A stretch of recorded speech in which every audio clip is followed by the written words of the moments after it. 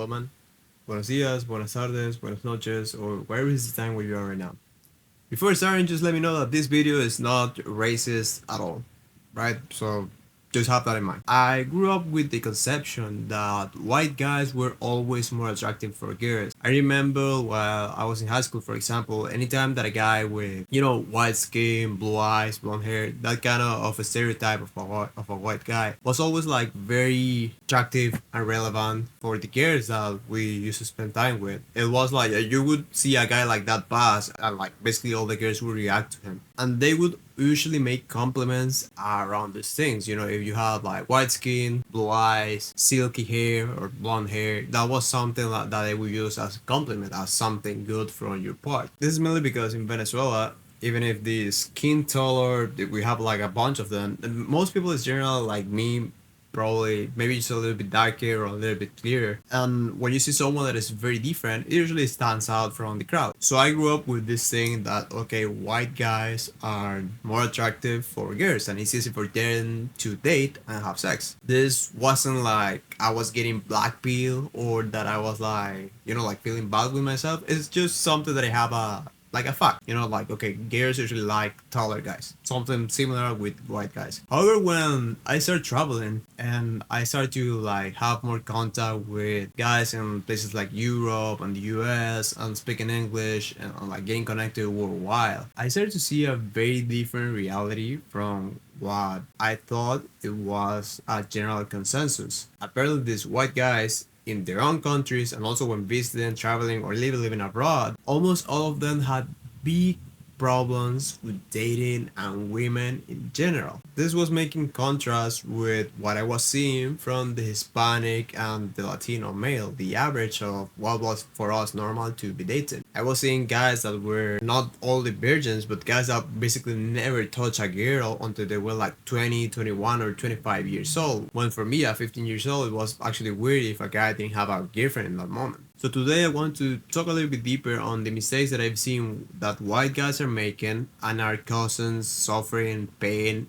and loneliness in their sex and dating life. If you don't know me, my name is Jesus Noya. I'm a Venezuelan sex coach with the goal of helping men to last longer in bed, become sexually dominant, and be more attractive. All this while avoiding the daily mistakes that I made through my sex life. This comes from my years of experience dating in South America and all the struggles that I had to go through, like premature ejaculation, performance anxiety, and non-existent sexual confidence. So if you're a North American, a European white guy, I think this video is going to be very helpful as I'm going to explain the Hispanic point of view when it comes to dating and relationships. And just very quick, remember that if you're struggling with things like premature ejaculation, performance anxiety, or if you just want to accelerate the process for you to become a sex god, you can go and click the link in the description right now and we can work together on making that reality for you as soon as possible. But now let's jump into the video. So one of the things that I've seen that has making big problems with white guys, starting years, and the whole dynamic is mainly the cultural treatment that they have with them, like basically the kind of beliefs that they have in their culture when it comes to just dating. For example, from what I live, as I was mentioning, when I was like even younger than that, not even at 14, when I was like 10, 11, it was already common for us as guys to talk about the gear that we like, not in a like a very sexual way because we were still kids, but it was kind of common, like in a wholesome way, talking about this gear that we like, and we just like play with each other and talking about it, like kids usually do with that. So we have always like this culture of dating and being focused on girls. It was like even a little bit of competition between the guys for who was like the more attractive for women, and it's something that we usually took very serious. When we start to reach to high school and the teenage part of our lives, this is when everything comes up, right? Because it's the moment when we start to like date a little bit more serious, for some guys that start their sexual lives, and it was usually around that age, like 14 to 16, probably 18 for others. So we were already into this culture of dating and women. It was like an initiation for us from a young age. Actually, when I was around 15, I already had two serious girlfriends, not because they were like a serious relationship, but more because, I actually proposed for them to be the girlfriends and say yes, and we kind of like just went on dates and like make it public. So I already had two girlfriends at 15 in that way, besides the other girls that I casually dated, or like we were like there's something in Spanish that is called cuadrando, that is basically like you know that you guys like each other and flirt, but it's not like a formal relationship until you propose to her. So yeah, I mean, I was 15 and I haven't had a girlfriend for a couple of months. I was already feeling like I was behind of most of the guys. Right? I was feeling like I was being left with nothing. Like I was very bad in the game of seduction and attracting girls. At 15, this is how I was feeling. Because of this push from my culture, I was a little bit more encouraged in how to speak to women, how to be charismatic, how to just go with the flow of dating and relationship. And that's why today I have that skill a little bit more developed at 22 years old. And also what kind of ended up guiding me to become a sex coach. The funny part is that, as I mentioned at the beginning, when I started to like connect with other guys, I thought this was like the case for basically everyone, right? That I started to meet guys that basically never touch a girl. And these were the guys that I consider to be like high quality men, like attractive males, right? Like guys that were either jack or charismatic or very well spoken with money, and even from those cultures that I expected for them to like be used to be with women, because I was seeing guys here in Venezuela that were like absolutely ugly or that didn't have a future, and we're still like, you know, like dating and fucking a lot of girls. So when this guy told me like, no bro, I actually have never had a girl that has told me that she loves me or something similar, it has been really sad. I was like, dang bro, like why is that? Like, why is that something for you all if you have it easy? And what I see is that when they were growing up, they weren't surrounded by these things that I was mentioning. It is not in them this culture of like having something important, the part of dating and relationships, especially in the teenage. It's more like now, almost for at least from the guys that I've seen, it's like they're growing up in this safe bubble of being awkward and shy with girls and probably focusing more on things like video games and other hobbies like watching movies. Basically, they just go through high school and their teenage years like just being by themselves, like a social and awkward guy that has never been in contact with a girl, and they reach like that to their grown-up years as they haven't gone through that experiences as a young age, or that exposure that this is like normal thing, this is possible to basically speak and just go along with a girl that you like. For them it's just absolutely weird or something difficult to achieve. Actually, I always remember the story of a guy that I was like trying to give advice on how to get along with girls, and I was, you know, giving them just the basics like, okay, you can start to work on building an attractive body, improve your charisma, your speaking skills, try to get along with the culture that girls have, try to project yourself as you're someone interesting that they can see above you and all those things. And he told me like, okay, but how do I speak to them? And I was like, well, what do you mean? He's like, no, I mean, where do I find girls like this? Because I feel very nervous when I'm speaking to women. I was like, bro, like, listen, you have to try to like see in your mind that you're a handsome young man, that women should be actually appreciating the fact that you're speaking with them, right? Like that have to be like a little bit of your mindset when you go like that. Imagine, for example, imagine that you don't have that much confidence in yourself. How much confidence will you have if you're an attractive male with a nice body, with a lot of charisma and a great mental presence? With that energy, what could be stopping you from speaking to any girl in the world that you want? And he said like in a not ironic way, because she may call the cops. And I was like, dang bro, like this is why you guys are like this, right? When I read that, I just like, yeah, I just stopped responding, because in his mind it was like impossible for him to actually have a conversation with a girl without meaning some kind of like threat in his life. If you know what I mean, it was like it is normal for girls to have a guy coming up to them and they calling the cops. So like this was like the hostile environment that is dating and real life. Bro, it is not like that. Whoever has told you that has been lying to you. Like imagine what a misconception he has from dating and women, that this is the normal reaction that he was expecting from them.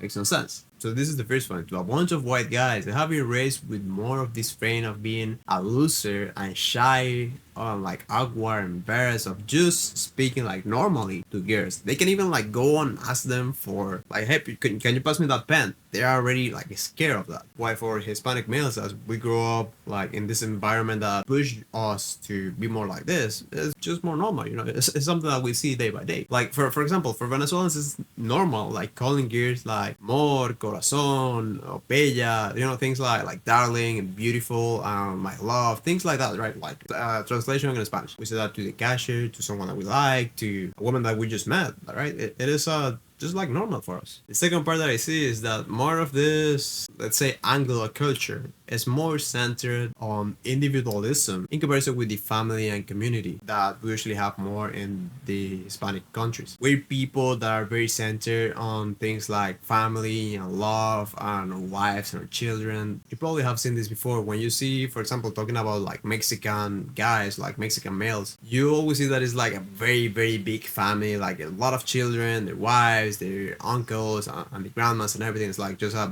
big family, like everyone living together. For us, it's very important like having that contact, or like having that time apart to spend time with your family and getting connected with them and see how everything is going. And with this, we as men, we also give a lot of importance to our wives, to our children, to our girlfriends. We usually pursue a little bit more the happiness or the passion in a relationship more than other materialistic things like money and status, cloud, and those kind of things. And this, to be honest, can be good or bad depending on the perspective. That's for example what you see sometimes like poor couples like traveling around the world, right? Like this guy that is very young, around like 19 to 20, and already has a woman with a child, because a lot of us have that tendency or pull to be with a woman. It is something like important for us. I know it is important for basically every male, but we prioritize usually those things. For example, I'm in a group of entrepreneurs, guys on self-improvement, with all these habits that I'm kind of doing as well, and a lot of them, when it comes to the part of love and attraction, they usually have like the mindset that they have to like have a lot of money first, like build all their materialistic things before even thinking about marriage, right? They're thinking about marriage like at their 30s or even their 40s when they're already like millionaires, something like that. And from my perspective, it is kind of sad when you think like that. I remember one of my ex-girlfriends saying that she would love to have children like maximum at 25. After that, then it becomes a little bit lame because then you're like older to take care of your child and everything. She wants to like be vibrant and happy and like having her body always healthy to spend time with her children. And I saw this as something beautiful. I kind of understood how it's always that call for motherhood and like being in a relationship for some women, for this kind of like Hispanic women. It's not like she wanted to have children like being poor or being financially unstable. She wanted to do those things, but she would set for herself as a goal, or basically for us in the relationship, to strive to have like everything stable in order to have children as soon as we could. So it's something that I just been noticing, that usually these guys focus more on like individualistic stuff, like the money that they have, like the status that they get in, like the career that they're working on, and then it's when it comes to family, and then when it comes to relationship, then is when it comes to children or everything else, right? They focus first on the materialistic achievements for them. And again, I'm not saying that you should forget about that or prioritize always other people before you, because you also need to level up yourself in order to be more in communion and be able to spread more love around your family and the other people. You need those things, right? Like, I see as absolutely dumb like having children if you can't provide for them in a financial way, right? That's not something that you may want to go for. However, going in the sense of like money is everything, you need like a lot to have a great life and a beautiful family. It is not like that, bro. Like, for example, for me, I'm striving for a goal of around $5,000 per month. I'm not even close to that yet, but I know that if I only reach there, I would be basically able to accomplish most of my dreams. I have a lot of freedom. Actually, it's not even necessarily 5K. Like, with 2K, I would be basically chill. You know, like I would even have to worry that much about like paying rent and all this stuff. I would be able to help a lot of people and have what is necessary for me. This is also because I'm a very like, you know, like a simple guy in the my needs and the things that I do. But the point is that you don't need that much, like a lot of money, but like house and the car and everything before you start to focus in something as important as love and your connection with other people. When those things are the ones that actually fulfill you the most as a person, the connection that you have with other people and the service that you can provide to them is usually the most fulfilling experiences that you're gonna have in life.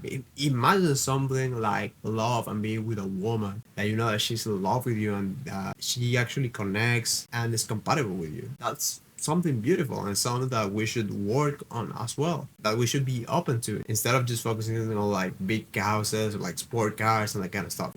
It's nonsense. I think that part of the difference that we have between how tradition and family and love is important for us in comparison with the individualism from the white predominant countries is also because of the religion that we have.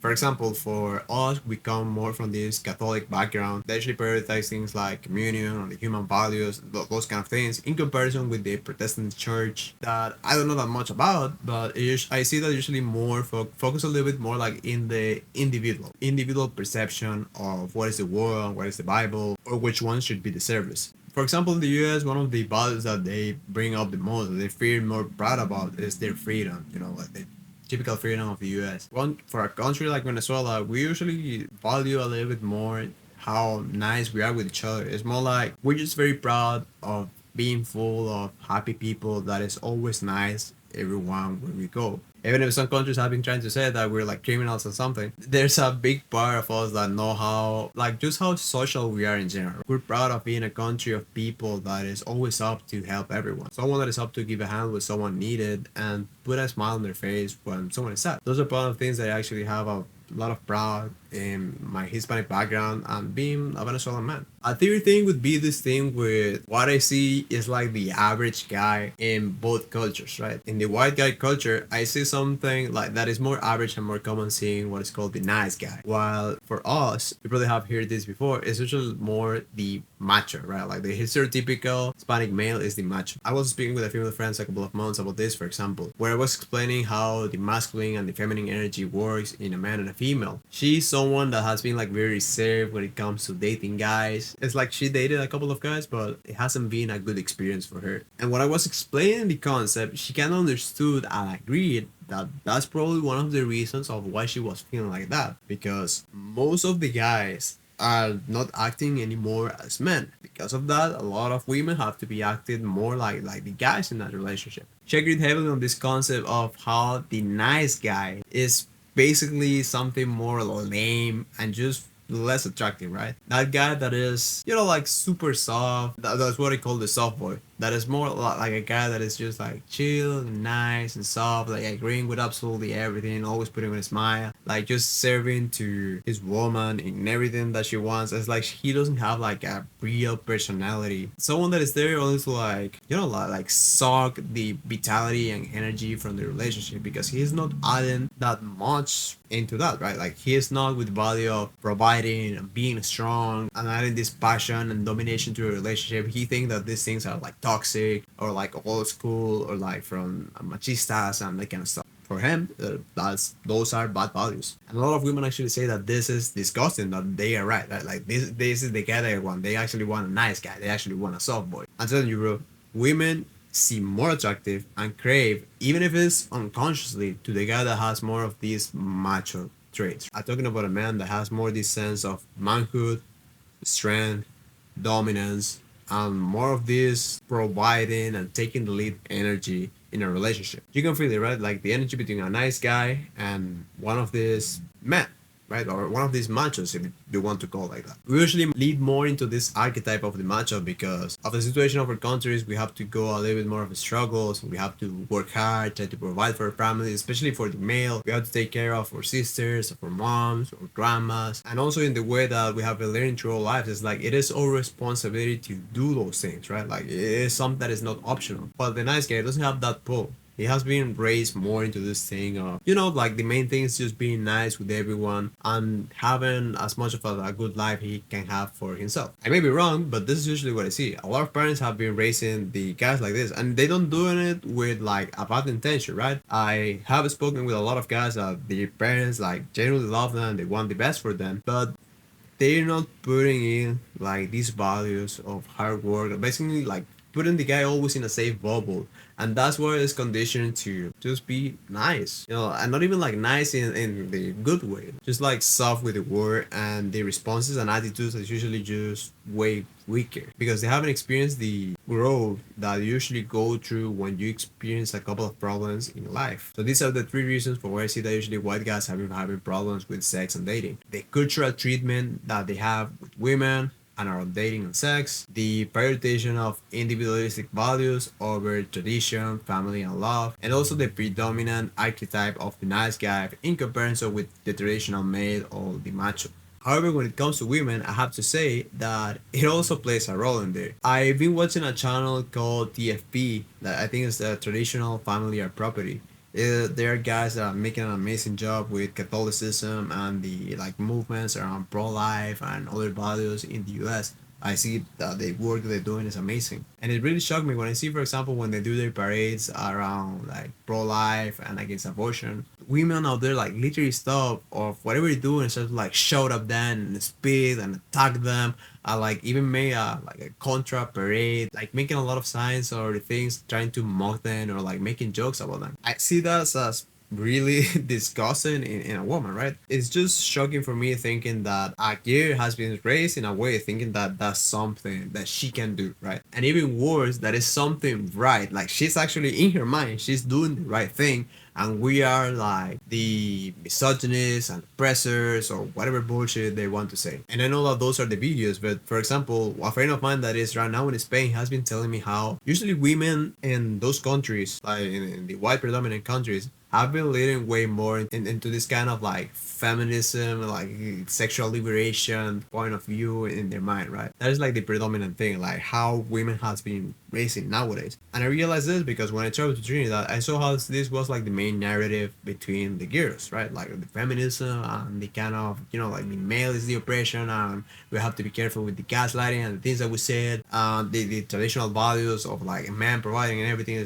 can be toxic, like women can also work, all those things. That's the main thing out there. However, in Venezuela, and now that I'm here in Peru, what I was seeing was something a little bit different, right? It's not like feminism in these places doesn't exist, but it's just a little bit less prevalent. These girls are a little bit more focused in like passion and love. A lot of them want to be housewives. They actually are fearful of God. They still have a lot of these traditional values of like cooking for the family and the guys in the house. It's something that we kind of reserve still, even with how the modern culture has been trying to take it away from us. And that obviously plays a role when it comes to dating and sex. Like white women has been brainwashed way more with feminism, sexual liberation, that they can sleep with whatever, and see the traditional values as something oppressive, bad, and toxic, leading also to more cold feelings and a bad perspective around relationships. So yeah, these are a lot of things that I've been seeing for white guys and why they're struggling so much now with dating and love. And this is not like saying that we as Hispanic know all the answers or that we are the ones that know how to treat women the better. A lot of us have been also like leading a little bit more into this kind of nice guy archetype, and our women have been also like influenced by feminism and other things. It's not like we're perfect, but you probably know, and you can correct me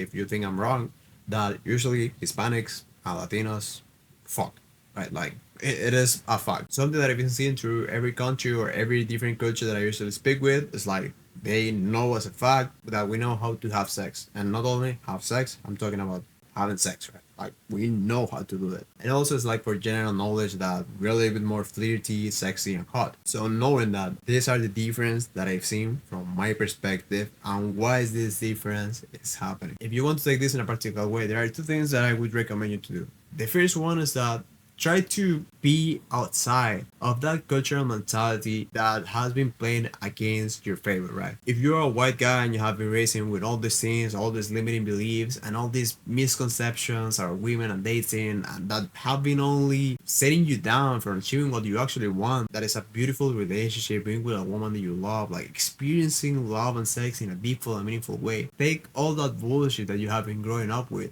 out of your mind. You don't need all those things. You don't need the individualistic traits. That's a lot of garbage that has been put into your mind so you can still go through the wheel of consumerism and all those things, right? And then I use something that is not helping you to become a better man or to increase the chances of you being in the relationship that you want. take that out. It's going to the trash. And if you see someone from other culture or other perspective that can help you, that is something you can learn in some way, or that you think like, okay, right, that thing of being focused in the family and the relationships and the wife is something that I think is beautiful. It's something that I would like to do myself. Appropriate that as well. Like take that as one of your values. You can share those as well. Just be open to build yourself out of that culture mentality that you have been raising up with. And also, if you think it's necessary, maybe change locations for a while. Go and travel to the countries and see how you vibe with people and the women out there. If you find that you're more happy in those places, that it's actually easy for you to get along with the woman, or that it's easier for you to find girls that you're more attractive physically, personality, and that go with the right values that you want for you as a man and that you want in your future woman. I saw this difference, for example, going to Trinidad and now being here in Peru, and I know that I actually want more of a Venezuelan girl, right? Like a woman from a country with the similar experiences that I have been going through life.